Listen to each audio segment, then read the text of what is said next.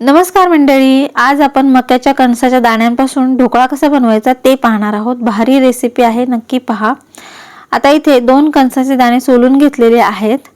या मिक्सरच्या भांड्यामध्ये 2 मिरच्या घालायच्या आहेत आणि थोडीशी अद्रक सुद्धा यात घालून घेणार आहोत आणि याला बारीक करून घ्यायचं आहे। खूप जास्त पेस्ट करायची नाहीये किंवा खूप ओबडधोबडही ठेवायचं नाही, अशा पद्धतीने बारीक करून घ्यायचं आहे। त्याला एका बाउल मध्ये काढून घेऊया। 1 कप बारीक रवा घेतलेला आहे, एकदम बारीक जो रवा असतो तो घ्यायचा आहे। अर्धा कप आंबट दही घेतलेला आहे। 2 चमचे डाळीचं पीठ घ्यायचं आहे। याला मिक्स करायचं आहे, बेसनाचं पीठ आहे आणि याला छान असं 2-3 मिनिटं फेटून घ्यायचंय, म्हणजे हे पीठ हलकं होतं आणि मस्त आपला ढोकळा फुलतो।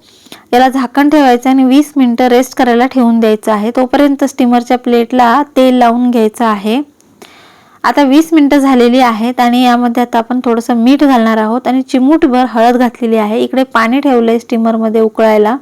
तिकडे उकळी आल्यानंतरच इकडे इनो घालायचे बॅटर मध्ये आणि 1 चमचाभर पाणी घालायचंय आणि याला जस्ट असं मिसळून घ्यायचं आहे। खूप जास्त फेटायचं नाही, फक्त थोडंसं मिसळून घ्यायचंय।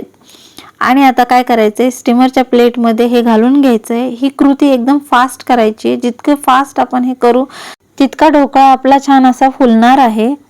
प्लेटला स्टीमर मध्ये ठेवून दिलेले आहे। हाय फ्लेम वरती 20 मिनिटं वाफवून घ्यायचंय। 20 मिनिटं झालेली आहेत, बघा ढोकळा मस्त असा वाफवला गेलेला आहे। याला खाली काढून घ्यायचं आहे आणि याला आता आपण कापून घेऊया। लहानांपासून मोठ्यांपर्यंत सगळ्यांना आवडेल, सगळ्यांना रुचेल अशीच ही रेसिपी आहे। खूप आवडेल सगळ्यांना, नक्की बनवून पहा। इकडे तडका बनवून घेऊया। तेल टाकलेलं आहे, मोहरी टाकायची, तीळ घालायचेत आणि मस्त असा तडका करून घेतलेला आहे, तो ढोकळ्यावरती घालायचा आहे।